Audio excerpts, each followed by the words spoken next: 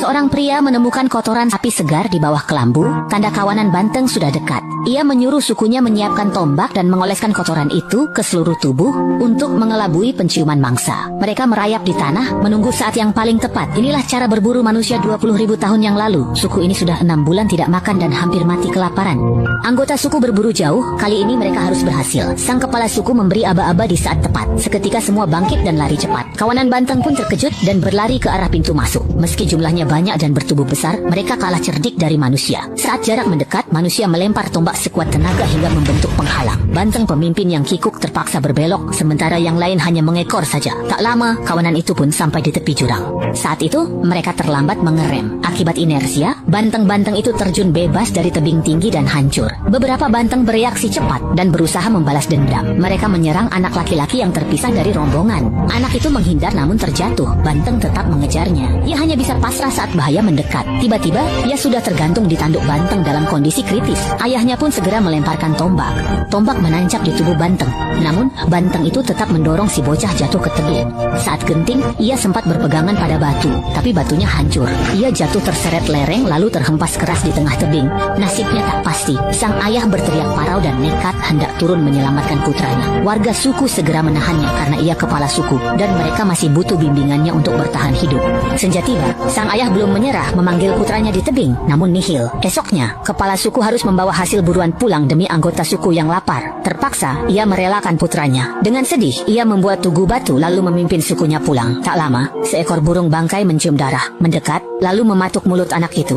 Anak itu terbangun kesakitan, lalu melempar burung bangkai itu ke bawah tebing. Di celah sempit itu, ia menempel erat ke dinding karena takut jatuh ke jurang. Karena tak bisa naik, ia terpaksa turun. Namun pijakannya dangkal hingga ia terpeleset. Beruntung, tangannya cepat mencengkeram batu sehingga ia tetap tergantung di tebing jurang. Tapi, bahaya lebih besar telah menantinya. Saat itu langit gelap dan petir menyambar, lalu hujan deras turun. Anak itu basah kuyup dan lengannya mati rasa. Hampir tak sanggup bertahan. Melihat aliran air di bawah, ia berpikir air itu bisa meredam benturan. Ia pun melepaskan tangan dan melompat. Saat terbangun, hari sudah berganti. Ia sangat haus dan lapar, lalu merangkak ke genangan air untuk minum. Ia melihat kaki kanannya bengkak parah. Ia teringat ayahnya pernah mengajarinya cara membetulkan tulang yang bergeser.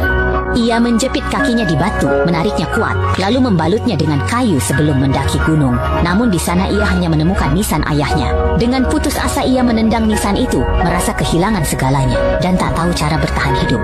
Tiba-tiba, ia melihat sesuatu yang menakutkan hingga ia lari sekuat tenaga meski terluka. Saat malam, ia bersembunyi di pohon sambil terus mengawasi benda itu. Mereka mengejar lagi, si bocah tertidur lelap, namun esoknya kawanan serigala datang.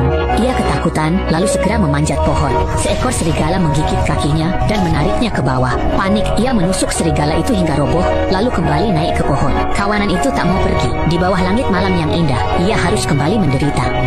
Besok siangnya, kawanan serigala pergi dan menyisakan satu yang terluka. Si bocah merakit tombak dari belatinya. Namun saat hendak membunuh, ia melihat bayangannya di mata serigala itu. Merasa senasib karena sama-sama ditinggalkan, ia pun mengurungkan niatnya. Niat membunuhnya sirna. Ia mengikat erat mulut serigala abu-abu yang terluka itu. Lalu ia memotong rumput liar dan menumbuknya jadi salep untuk mengobati luka si serigala. Selesai itu, ia menggendongnya masuk ke gua. Malam itu suhu turun drastis. Ia mencoba menyalakan api, namun gagal hingga terpaksa melewati malam yang dingin. Saat matahari terbit, ia terbangun dan mendapati serigala menatapnya galak. Ia tak peduli, hanya menuangkan air ke batu, lalu memberikannya. Merasakan niat baik itu, si serigala tak lagi waspada dan langsung meminumnya dengan lahap. Beberapa hari kemudian anak itu tak bisa berburu akibat lukanya sehingga hanya makan serangga demi energi. Meski sementara bisa bertahan, ini bukan solusi jangka panjang. Demi mempercepat pemulihan, Koda pergi berburu. Tak jauh dari gua, ia beruntung bertemu kelinci liar. Ia menunggu saat tepat, lalu melempar batu dan membunuhnya. Kembali ke gua, ia segera membersihkan kelinci dan bersiap menyalakan api. Namun, serigala abu-abu yang kelaparan tak tahan lagi. Ia langsung menerkam Koda demi merebut kelinci itu.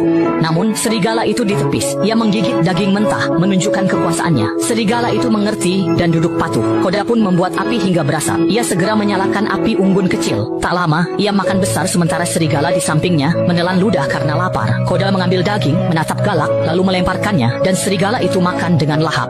Usai kenyang makan dan minum, mereka duduk di pintu gua memandangi bintang. Koda yang yang bosan hendak membelai serigala abu-abu. Namun melihat taring tajamnya, ia takut dan menarik tangannya. Menatap serigala itu, ia pun merindukan rumahnya. Begitulah, manusia dan serigala duduk tenang di mulut gua, hidup berdampingan. Paginya, Koda memanggul ransel dan melanjutkan perjalanan pulang. Sebelum pergi, ia mengusir serigala itu pulang. Meski Koda bermaksud melepaskannya, tampaknya serigala itu justru mulai menyukainya. Kemanapun Koda pergi, serigala itu selalu membuntutinya. Begitu Koda menyadarinya, ia tunduk patuh dan tiap Koda menoleh, serigala itu membuntutinya. Tiba-tiba, ia berlari ke arah Koda karena melihat babi hutan. Kelaparan, serigala itu menerjang dan menggiring seekor babi ke atas. Namun, Koda ceroboh hingga babi itu lolos. Serigala kesal dan menggeram meremehkan Koda, tapi ia pasrah karena itu pilihannya. Hari-hari ke depan pun, tugas mereka jelas. Serigala abu-abu berburu, Koda memasak. Malam itu, Koda tak lagi mengusirnya, bahkan menamainya Alphalin. Musim dingin tiba, mereka makin kompak hingga babi hutan pun takluk. Namun, suatu malam seekor serigala liar muncul.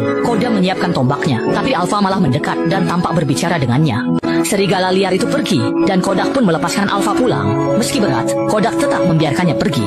Saat tidur sore, ia teringat Alpha karena rindu. Suatu hari, ia melihat sosok Alpha. Ia berlari ke depan, tak sadar es di bawahnya retak.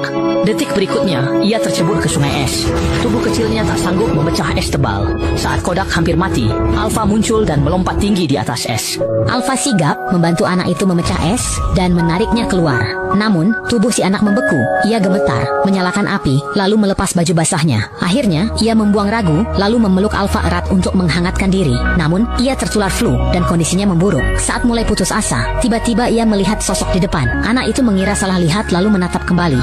Namun saat berlari gembira, senyumnya membeku. Ternyata kakek itu sudah lama meninggal kedinginan. Putus asa, ia menggeledah rumah namun tak menemukan apapun. Malah ia batuk darah. Anak itu terduduk pasrah, tapi Alpha menyemangatinya. Akhirnya ia mengambil busur panas si kakek. Saat berbalik, badai salju menerjang, diikuti kawanan anjing pemburu ganas. Ia lari sekencang mungkin bersama Alpha, namun terus dikejar. Mereka masuk gua untuk mengecoh anjing itu, tanpa sadar ada bahaya lebih besar. Tiba-tiba, bayangan hitam menerkamnya. Alpha melompat menangkis serangan, namun kalah ukuran dan dihajar macan kumbang hitam hingga tak berdaya. Si bocah lalu mengangkat busur, fokus dan menembak jantung macan itu hingga roboh. Alpha pun terjatuh karena terluka. Dengan sedih, si bocah mengobati Alpha, lalu lanjut berjalan. Tak lama, mereka melihat tanda suku pertanda rumah sudah dekat. Namun, Alpha ambruk di salju karena luka parah. Tak lagi bangun meski terus dipanggil. Ia tetap tak bisa berdiri meski sudah berusaha keras. Akhirnya, ia menggendong Alpha menembus badai salju. Namun suatu malam ia terjatuh. Meski tahu takkan sehebat ayahnya, tekadnya memaksanya bangun dari mimpi buruk. Ia kembali menggendong Alpha hingga tiba di perkampungan 3 hari kemudian. Di sana ia pingsan. Ayahnya segera menggenggam tangannya, seakan tak percaya putranya selamat. Sebelum pingsan, ia menunjuk Alpha yang terluka dan ayahnya mengerti. Setelah dirawat, keduanya selamat, bahkan ia membawa kejutan bagi sukunya. Bersama Alpha si pemburu ulung, ia tak lagi takut kelaparan.